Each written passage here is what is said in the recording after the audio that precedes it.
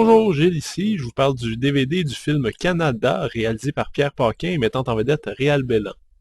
Alors, Canada est un jeune Indien qui éprouve une fascination inexplicable pour le Canada et plus particulièrement la culture québécoise. Enfant, il s'habille en police montée et joue avec son jouet du bonhomme carnaval, avant de subir des séries de trans étranges qui lui permettent de composer des chansons en québécois. Malgré son succès fulgurant sur la scène indie, il décide d'immigrer dans son pays rêvé, le Canada. Ok, mettez pas la barre très haute pour ce Canada. Avant de regarder le film, il est bon, je pense, que je vous rappelle certains faits. Canada est un téléfilm produit par et pour Super Écran, avec ce qui correspond sans doute au budget d'un épisode de Virginie. Ensuite, l'équipe de tournage, limitée au maximum, voulait avant tout voyager et ont développé un scénario à partir de cette idée, de leur propre aveu sur le making-of. Et tout ça paraît beaucoup à l'écran. Cela dit, même en excusant le budget inexistant et les acteurs non professionnels, ça peut se comprendre, je trouve très difficile de pardonner le manque flagrant d'inspiration humoristique qui alourdit violemment le film pendant 1 heure et demie. C'est bien simple, j'ai eu l'impression de regarder un match d'improvisation qui se passe en Inde. On pourrait résumer Canada à un sketch qui aurait dû durer 5 ou 10 minutes, mais qui a été dopé artificiellement et qui refuse d'arrêter. Une bonne partie de l'humour tourne autour de l'accent rigolo du personnage de Réal Bélan, et beaucoup trop de temps sont passés sur des scènes qui ne font même pas sourire. C'est dommage, d'autant plus qu'il y avait moyen de proposer une parodie assez excellente des excès bollywoodiens. Et les chansons de Réal Bélan, tous des reprises de succès québécoises à la sauce indienne, sont souvent savoureuses. Mais je pense que le manque de temps qui a été consacré au scénario, doublé d'un budget qui permettait tout simplement pas une parodie digne de ce nom d'une industrie qui est extrêmement commerciale et prospère, tout ça a saboté le projet dès le départ. À aucun moment, on est prêt à croire, même avec beaucoup de bonne foi, que les vidéoclips qu'on nous présente sont ceux d'une superstar indienne.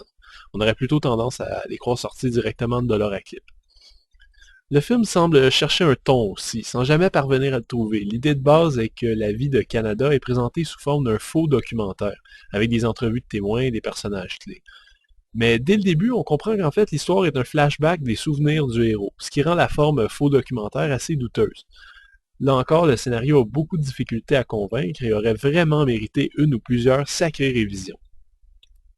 Cela dit, pour des spectateurs courageux qui auront su tenir bon, quelques pépites d'or se cachent dans ce triste film. Plusieurs caméos arrivent à nous faire sourire, comme ceux de Jean-François Mercier en client frustré, un rôle taillé sur mesure, et celui de Pierre Lebeau, en acteur qui tient le rôle principal de la version indienne des Belles histoires des pays d'en haut. Mais la vraie découverte, pour moi, c'est Normand Lamour dans son propre rôle, très en colère de se voir voler la vedette par Canada sur la scène du restaurant Madrid. Son interprétation est sublime et il reste le seul qui a vraiment réussi à me faire rire haut et fort pendant le visionnement. Le film est présenté en 1:78 anamorphique et propose une unique piste audio française Dolby 2.0, sans sous-titres. Je pense que beaucoup de gens qui auront loué Canada se rendront sûrement pas au bonus. C'est dommage parce qu'il se révèle infiniment plus intéressant que le film, pour moi en tout cas. Un making-of d'une vingtaine de minutes explique les déboires d'un tournage au budget minuscule en Inde, sans contact, sans argent, avec exactement 6 personnes composant l'équipe au total, incluant Réal Bélan. Les anecdotes sont savoureuses et tendres et on sent que le voyage a été vraiment dépaysant pour eux. Honnêtement, le making-of aurait pu durer 2 heures. Je me serais même pas plaint.